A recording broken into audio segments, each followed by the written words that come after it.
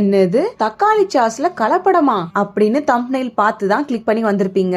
ஆமாங்க, பெரிய அளவுனால கலப்படம் தக்காளி சாஸ்ல இருக்குது. அதை விரும்பி சாப்பிடுறவங்க இந்த வீடியோவை ஸ்கிப் பண்ணாம கடைசி வரைக்கும் பாருங்க. வாங்க வீடியோக்குள்ள போகலாம். பெண்கள்ல சிலரும் பிரெஞ்ச் ஃப்ரைஸ் இல்ல ஃபிங்கர் சிப்ஸ் பிரியர்களா இருக்கிறாங்க. ஒரு பிளேட்ல பிரெஞ்ச் ஃப்ரைஸ் வாங்கிட்டு அது கூட கொடுக்கக்கூடிய அந்த சாஸை முக்கி எடுத்து சாப்பிடுறதோட மட்டும் இல்லாம எக்ஸ்ட்ரா கெச்சப்பும் வாங்கி முக்கி முக்கி சாப்பிடுவாங்க. இப்படி கெச்சப் பாட்டிலே காலி பண்ற ஆளா நீங்க? அப்போ உங்களுக்கு மிகப்பெரிய அதிர்ச்சி காத்திருக்கு. இன்னும் சில பேர் பாத்தீங்கன்னா பிரெஞ்ச் ஃப்ரைஸ், நூடுல்ஸ், நான்னு எந்த ஐட்டம் வாங்கினாலும் அதுக்கும் கெச்சப் இல்ல சாஸ் தொட்டு சாப்பிடுவாங்க. இப்படி காம்பினேஷனே இல்லாம எதுக்குனாலும் கெச்சப் வச்சு சாப்பிடுற ஆள்னா அவங்களும் இந்த வீடியோவை கடைசி வரைக்கும் பாருங்க. உங்க எல்லாத்துக்கும் இந்த வீடியோல நான் சொல்ல போற விஷயம் ஷாக்கிங்காவும் கஷ்டமாவும் தான் இருக்கும். ஆனா அதை நீங்க அக்செப்ட் பண்ணி தான் ஆகணும். நிறைய பேர் தக்காளி சாஸ் இல்ல கெச்சப் முழுக்க முழுக்க தக்காளியை வச்சு மட்டும்தான் செய்யறாங்க அப்படின்னு நினைச்சிட்டு இருக்காங்க. சரி, பாதி அளவு தக்காளி சேர்க்கறாங்க, மிச்ச பாதி வேற ஏதாவது சேர்க்கறாங்க அப்படின்னு கூட நினைச்சா அது கூட இல்ல. அந்த சாஸ் எடையோட கால் பகுதி அளவுக்கு தான் தக்காளி சேர்க்கிறதா சில பெரிய நிறுவனங்கள் கூட சொல்லியிருக்காங்க. நாடு முழுக்க பாத்தீங்கன்னா சின்னது பெருசுமா 100க்கும் மேற்பட்ட சாஸ் தயாரிக்கும் நிறுவனங்கள் இருக்குது. இவங்கள பல பேரும் 10% அளவுக்காவது தக்காளி சேர்க்கறாங்களா அப்படிங்கிற ஒரு சந்தேகமே எழுது. சரி, அப்படின்னா சாஸ்ல வேற என்ன பொருள் தான் பயன்படுத்துறாங்க அப்படின்னு கேட்டீங்கன்னா அதுக்கு ஒரு பெரிய பட்டியலே இருக்குது. பெரும்பாலானவங்க தக்காளியை விட பூசணிக்காவை தான் இதுல அதிகமா சேர்க்கறாங்களாம். அப்படின்னா செக்கச்செவேன்னு சிவப்பான நிறம் வர்றதுக்கு என்ன செய்யறாங்க அப்படிங்கிற ஒரு சந்தேகம் இருக்கு இல்லையா? இருக்கவே இருக்கு. சிந்தட்டிக் கலர் கெமிக்கல்ஸ் அதை தான் பயன்படுத்துறாங்க. அதுலயும் பல வகைகள் இருக்கு. அதுல முக்கியமா சோடியம் பென்சோனேட் தான் அதிக அளவுல பயன்படுத்துறதா தெரிய வருது. இந்த கெமிக்கல் பாத்தீங்கன்னா சாஸ நீண்ட நாட்களுக்கு கெட்டு போகாம பாதுகாக்குது. அது மட்டும் இல்ல, கவர்ச்சியான அந்த சிவப்பு நிறத்தையும் ரொம்பவே சிறப்பா தருது. இந்த சிந்தட்டிக் பொருளான சோடியம் பென்சோனேட்டை சேர்க்கறதால பார்க்கின்சன் நோய், அல்சைமர் போன்ற நரம்பு தொடர்பான நோய்களும் வருதுன்னு சொல்றாங்க. பெண் பிள்ளைகள் குறிப்பா பருவமடைதல் சீக்கிரமா நிகழ்றதுக்கும் இது ஒரு காரணமா இருக்குதான். சிறுவர் சிறுமிகளுடைய மனநிலை மாறுபாடு தொடர்பான பிரச்சனைகள் கூட இதனால ஏற்படுது அப்படின்னு சொல்றாங்க. அடுத்ததா சாஸ் திக்கா வரணும் அப்படிங்கறதுக்காக சாந்தன் கம் அப்படிங்கிற ஒண்ணு சேர்க்கிறாங்க.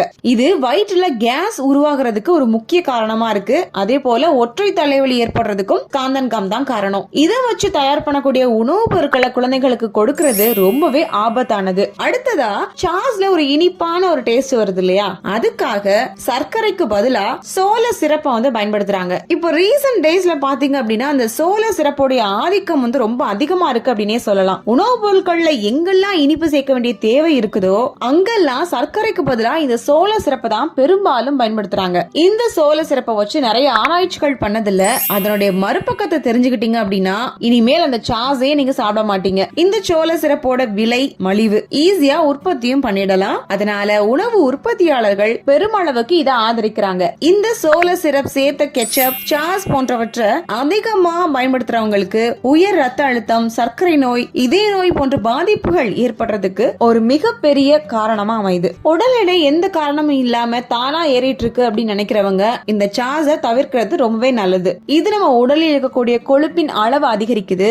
இதன் காரணமா கல்லீரலின் அழுத்தம் அதிகமாகி அது பிரச்சனையும் ஏற்படுத்துது. முக்கியமா உடலில் இருக்கக்கூடிய மெர்க்குரியினுடைய அளவு அதிகரிச்சு புற்று நோய்க்கும் இது பாதை அமைச்சு கொடுக்குது. இப்படி நம்ம உடலின் ஆரோக்கியத்துக்கு பல கெடுதல்களை ஏற்படுத்துது நம்ம கெச்சப் தொட்டு சாப்பிடுறது. இப்படி பார்க்க கவர்ச்சியா இருக்கு, வெஸ்டர்னைஸ்டா இருக்கு அப்படிங்கிறதுக்காக நம்ம உடலில் இருக்கக்கூடிய ஆரோக்கியத்தை நம்மளே கெடுத்துக்கிறோம். சரி, இதற்கு என்னதான் தீர்வு இருக்கு அப்படின்னு கேட்டீங்கன்னா வீட்டிலேயே சுத்தமான முறையில ரொம்ப எளிமையா தக்காளி சாஸ் இல்ல கெச்சப்ப நம்ம ரெடி பண்ண முடியும். இப்ப பாத்தீங்கன்னா நிறைய யூடியூபர்ஸ் தக்காளி சாஸ் எப்படி பண்ணுங்கிறதெல்லாம் நம்ம இன்ஸ்டாலயோ இல்ல யூடியூப்லயோ அப்லோட் பண்ணிட்டு இருக்காங்க. அதுல எந்த ரெசிபி உங்களுக்கு சூட் ஆகும்னு நினைக்கிறீங்களோ அதை நீங்க ட்ரை பண்ணி பாருங்க. இந்த மாதிரி வீட்லயே நம்ம ரெடி பண்ணி வைக்கிறதால தேவையில்லாத கெமிக்கல்கள் நம்ம உடம்புக்குள்ள போறத முற்றிலுமா தவிர்க்க முடியும். ஃப்ரெண்ட்ஸ், இந்த வீடியோ உங்களுக்கு ரொம்ப யூஸ்ஃபுல்லா இருந்திருக்கும் அப்படின்னு நினைக்கிறேன். பிரெஞ்ச் ஃப்ரைஸ், நூடுல்ஸ்னு எல்லா விஷயத்துக்குமே கெச்சப் அதிகமா பயன்படுத்தக்கூடிய உங்களுடைய நண்பர்களுக்கு இது மறக்காம ஷேர் பண்ணி விடுங்க. மேலும் இதே போல தகவல்கள், ஆரோக்கிய குறிப்புகள், அழகு குறிப்புகள் எல்லாமே தெரிஞ்சுக்கணும் அப்படின்னா மறக்காம நம்முடைய சேனலை சப்ஸ்கிரைப் பண்ணிக்கோங்க. Thank you so much.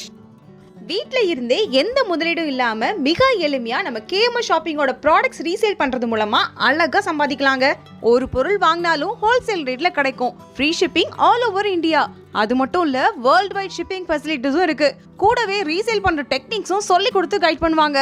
அப்புறம் என்னங்க, ஸ்கிரீன்ல டிஸ்ப்ளே ஆகுற 9344527437 அப்படிங்கிற நம்பருக்கு வாட்ஸ்அப் பண்ணுங்க. கூடவே இதை ஸ்கிரீன்ஷாட் எடுத்து அனுப்புனா வெல்கம் போனஸ் 50 ருபீஸும் உண்டு. ஸோ மிஸ் பண்ணாம நம்பர் நோட் பண்ணிக்கோங்க.